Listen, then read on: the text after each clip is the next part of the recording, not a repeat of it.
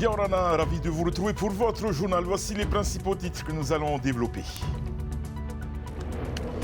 C'est le retour de la saison d'abondance. Matar Inia dans quelques jours. À Papeete, l'association Haururu prépare ce moment important du calendrier polynésien avec la cérémonie du Tuhiti, la levée des Unu. 86 ans d'histoire familiale. L'imprimerie Ferrand a été fondée en 1938. Elle se sépare de plusieurs objets d'imprimerie. Certains datent de la Seconde Guerre mondiale. La vente a attiré les collectionneurs. Dans cette édition, nous dresserons le portrait d'un sportif hors du commun. Adolphe Tétourou fait preuve de courage et d'abnégation. Il est parvenu à perdre une centaine de kilos. Vous le verrez.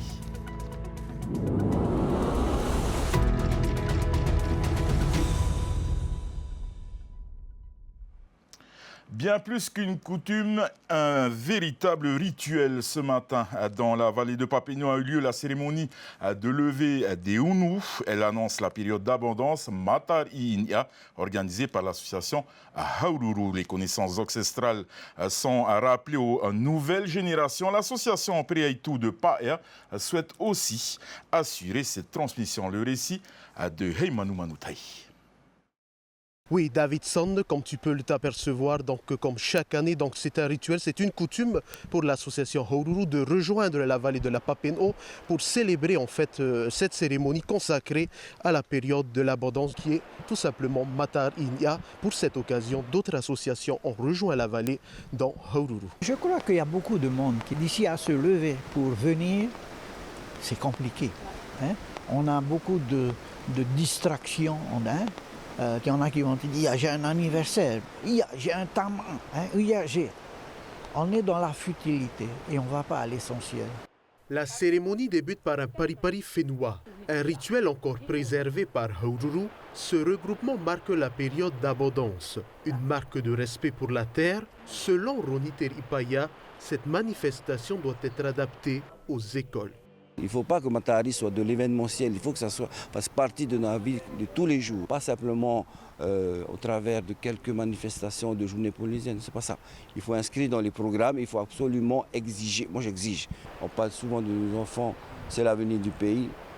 Mais bon, si on prépare un avenir sans connaissance du passé, je me demande où les enfants vont aller.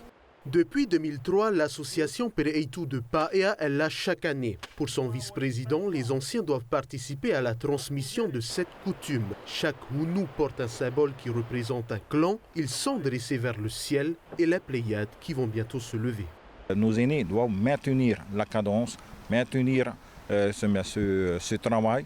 Et c'est un but qu'on doit construire. Comme dirait Toura Rapoto, c'est le programme de ma vie. Dire qu'on est polynésien et qu'on ne suit pas ce message-là, on n'est plus polynésien dans ce sens-là. Comme vient de faire Noémie, de réveiller le marin, c'est réveiller la conscience de notre jeunesse. Une réussite malgré le temps peu clément. Les Unu seront retirés en mai pour laisser place à la période de disette Matar Iraro. Et puisqu'on parle d'abondance des produits de la terre, sachez qu'au Whenua, nous avalons chaque année 1000 à 1200 tonnes de carottes et plus de la moitié sont produites à Tupuai. Mais nous en importons encore car cette île des Australes ne peut pas produire toute l'année. Il fallait donc un atelier de transformation et de stockage dans cette île. Les carottes y sont déjà entreposées dans des chambres froides qui peuvent contenir 60 tonnes. Elles pourront bientôt être transformées, par exemple en carottes râpées ou en purée. L'idée est de jeter moins de production et de l'augmenter. Écoutez, le ministre de l'Agriculture, Taiwini Teai, s'exprimer depuis Tupuai sur l'avenir de cette filière au micro de Tiarinui Pahuiri et Mike Leral. C'est surtout éviter au maximum les pertes, valoriser tout ce qui peut être valorisé. Donc c'est la raison pour laquelle un nouvel atelier de transformation a été installé. Il est en cours de finalisation. Et cela nous permettra justement de pouvoir récupérer, éplucher, tronçonner, mettre en paquet sous vide, congeler, surgeler les carottes qui actuellement au niveau visuel ne sont pas suffisamment belles pour être vendues sur les marchés du pays. Nouveau décès sur les routes, cette fois à Bora Bora. En fin de matinée, un conducteur de camion à Plateau, âgé d'une vingtaine d'années, a percuté un homme à vélo. Le sexagénaire a été transporté en urgence au centre médical où les secours n'ont pas pu le réanimer. Une enquête est en cours pour déterminer les circonstances de ce drame. Papeete a organisé aujourd'hui le 3e festival des droits de l'enfant au stade Willy Bombridge à Tiperui.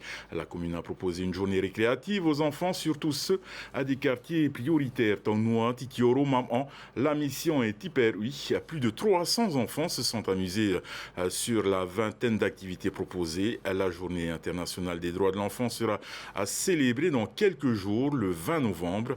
Et ce n'est pas un hasard du calendrier si la semaine qui vient est consacrée aux assises de l'aide aux victimes, qui sont bien souvent les enfants. Il n'y a pas été toujours une vente exceptionnelle à l'imprimerie Ferrand.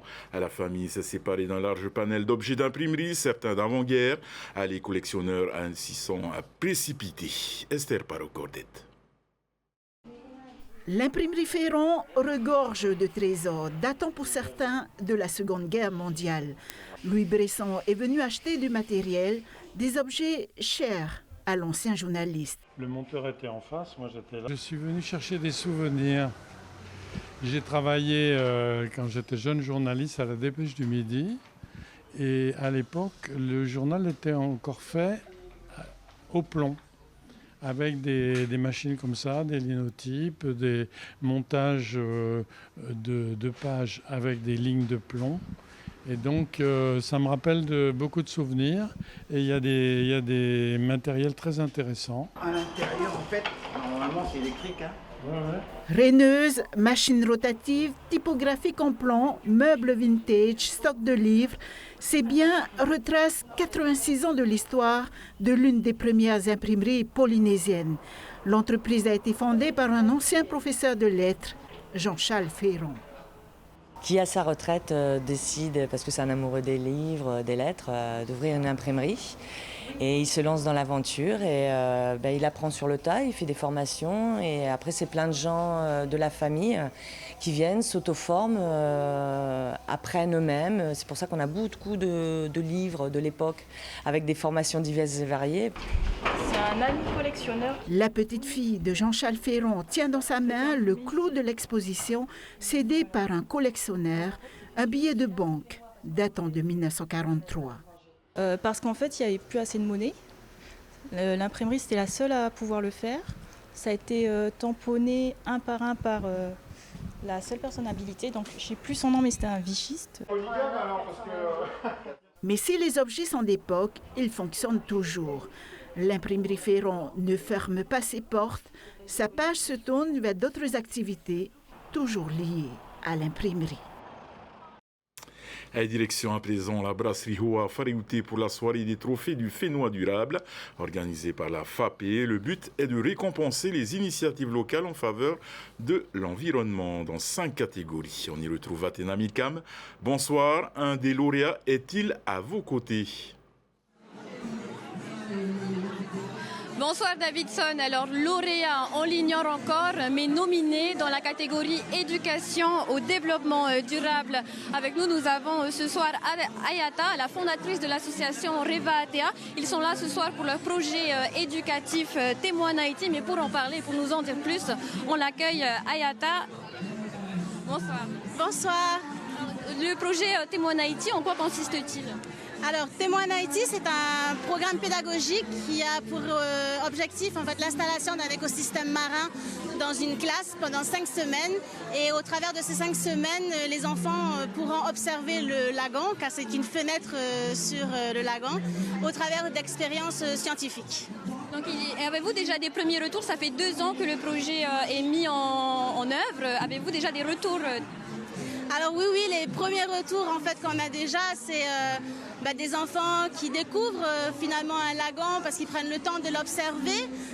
On a aussi là dernièrement en fait une maman qui nous a annoncé que sa fille avait moins peur d'aller dans l'eau car elle a pu apprivoiser en fait le lagon en observant au fur et à mesure pendant 5 semaines cet environnement.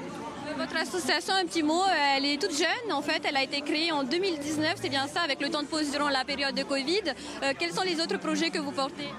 Alors, on a créé en 2019 l'association, mais en 2021, elle a vraiment pris son envol. Et aujourd'hui, en plus de ces programmes pédagogiques qu'on a mis en place, on vient de créer en fait notre programme de sciences participatives qui s'appelle Toa Aroha et qui est la création d'un nuancé de couleurs qui permettra d'évaluer l'état de santé de nos coraux. Ayata, ce soir, nous sommes ici à la soirée des trophées du Fénois durable. Vous êtes nominé. Qu'est-ce que ça permet, cette reconnaissance, que vous permet-elle? Déjà, voilà, comme tu viens de le dire, une reconnaissance, mais c'est surtout aussi de se permettre de se positionner sur le marché, au Fénois, de se faire connaître et surtout de rencontrer d'autres associations qui sont aujourd'hui, qui peuvent être partenaires, collaborateurs. Et le monde associatif, c'est un monde où il faut travailler ensemble et c'est juste une merveilleuse soirée. Merci beaucoup Ayata pour ces précisions. Voilà Davidson, ce qu'on pouvait dire ici donc avec une des associations nominées ce soir. La soirée se poursuivra avec l'annonce des lauréats et puis un concert des ambassadeurs du Fénois. Une soirée qui promet d'être festive pour l'environnement. Merci beaucoup Athéna Milcam. Je rappelle que vous êtes du côté de Motouta pour cette soirée pour l'environnement. Marurumete, c'est devenu un rendez-vous incontournable à l'orchestre Kaina du vendredi au marché de Otouroa, installé à l'entrée de la bâtisse. Amo, Tommy, Richemont et leurs camarades font chanter leurs instruments, guitare, ukulélé, bastura et accordéon. Ils mettent l'ambiance à Otouroa depuis plus de 5 ans, mais tout pourrait s'arrêter. Jessica Doucet. La musique retentit au centre-ville d'Otouroa, c'est vendredi, jour de fête. Comme à l'accoutumée, un orchestre Kaina s'est installé à l'entrée du marché d'Otouroa. Les musiciens, majoritairement des retraités d'une 60aine d'années, vont animer la ville pour le plaisir. Ça fait longtemps qu'on fait ici la musique, c'est pour donner un peu l'ambiance ici à Otouroa, dans la ville d'Otouroa. Voilà. Tout le monde peut venir? Tout le monde peut venir, tout le monde peut assister. Il faut être heureux dans la vie. Arrêter, c'est une île sacrée, il faut être heureux dans la vie, il ne faut pas être triste dans la vie. Attirés par l'ambiance, les passants s'approchent pour mieux apprécier. On danse, on chantonne, tout le monde profite de l'animation. C'est de la bonne humeur pour commencer le début de week-end ici à Réaté. Super, super. Oh, je repense à ma jeunesse encore, quand j'étais encore ici à Réaté. Et on faisait la bringue le vendredi. En fait, moi, je suis de Bora Bora, mais nous, on n'entend que ça, quoi. On demande à notre Tawana de faire un marché et que après, les grandes personnes comme ça, les personnes âgées, ils puissent se rassembler pour pouvoir s'exprimer du bon matin. Mais cette animation non lucrative ne sera peut-être bientôt plus possible, car selon la réglementation en vigueur et telle que rappelée par la SACEM de Polynésie, toute musique jouée ou diffusée dans un lieu public est soumise à des droits d'auteur et doit être déclarée. Les artistes ou les établissements accueillant ces derniers doivent alors s'acquitter d'une redevance. Les musiciens bénévoles, eux, se disent dans l'incapacité de payer quoi que ce soit. Si la SACEM nous réclame quoi que ce soit, nous serons embêtés. S'il faut payer quelque chose, nous ne pourrons pas l'assumer car nous ne sommes pas rémunérés pour ces animations. Nous le faisons gracieusement et pour le plaisir. Si nous sommes imposés, nous serons dans l'obligation d'arrêter. La disparition de cette animation du vendredi serait certainement regrettée par le public. Un espoir toutefois que le marché ou la commune d'Otouroa décide de prendre en charge les droits d'auteur qui pourraient être demandés. No pain, no gain. Place au portrait d'Adolphe Tétourou, un exemple de persévérance. Ce trentenaire de 118 kilos s'est métamorphosé. Ancien obèse, il a radicalement changé de mode de vie pour se sentir mieux dans son corps. Une transformation qui n'a pas de secret. Du sport régulier, une alimentation saine et surveillée. Athéna Milcam et Vaitiari Nauta l'ont rencontré dans sa salle de musculation du côté de Paia.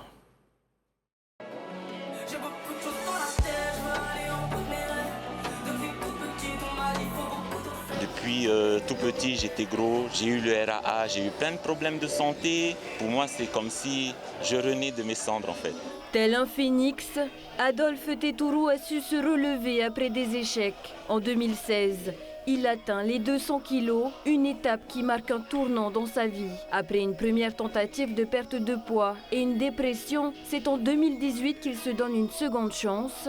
6 ans plus tard, la silhouette dans le miroir est radicalement différente.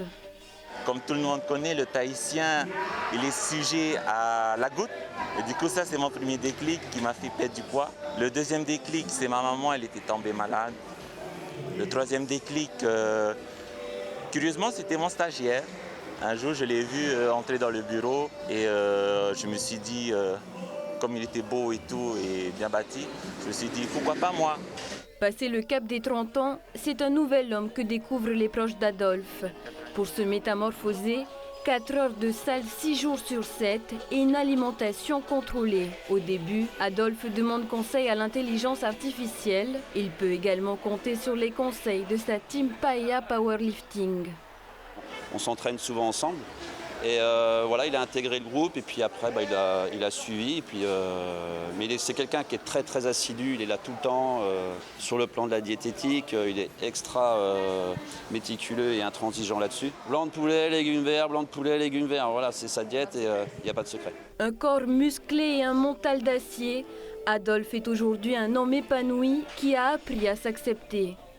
Bon, ça a été quand même dur parce que je suis passé par des phases de dépression, ce qui est tout à fait normal parce qu'il fallait accepter cette transformation d'homme obèse à un homme assez un peu normal, quoi. Et il fallait faire que je fasse le deuil de mon ancien moi. Après la renaissance, pas de répit pour le trentenaire. Il n'a pas fini de gagner du muscle et compte bien s'en donner les moyens. Sport toujours, mais de compétition avec cette performance du foot local. Dragon passe le 7e tour de la Coupe de France. Cet après-midi, l'équipe de Titioro a battu à l'US Avranches des joueurs de National 2. Dragon mène d'abord à 2-0 par Gervais Konfat et Tamatoa Titawira. Mais les hommes de Timiona Asen sont remontés après la pause de la tête puis d'un centre au ras de terre. L'US Avranches égalise. Le sort du match se joue donc au tir au but. Le premier tireur métropolitain manque sa cible et le gardien de Dragon, Jonathan Torohia, détourne le dernier tir tandis qu'aucun tireur tahitien ne loupe la mire. Félicitations à Dragon. L'équipe se qualifie pour la première fois pour le tour suivant. Et même pour une simple tournée d'automne sans véritable enjeu sportif, c'est toujours l'une des plus belles affiches du rugby mondial. Les Bleus affrontaient les All Blacks ce matin au Stade de France. Et le choc a tenu ses promesses sur TNTV. La Nouvelle-Zélande domine en première mi-temps, surtout en mêlée et en touche. Mais la France retrouve des couleurs au retour des vestiaires, marque donc rapidement 2 essais et muscle sa défense. Au terme d'un match haletant, elle remporte la partie d'un point à 30-29 et les Océaniens ont encore brillé. Les All Blacks, bien sûr, avec notamment un impressionnant Hardy Savea, mais aussi le Calédonien des Bleus, Peato Mauvaka. C'est la 3e victoire consécutive de la France face à la Nouvelle-Zélande. Voilà, c'est la fin de ce journal, votre soirée sur Tétine Télévision. Ne manquez pas votre magazine de la glisse Waves, suivi à 19h30 du magazine de la rédaction Tenatira Payatua, la cérémonie interdite. Au nom de toute l'équipe qui a préparé ce journal, merci encore de nous faire confiance. Excellente soirée sur Tétine Télévision et à demain, même heure. Retrouvez ce journal en replay sur notre site internet et notre application mobile TNTV.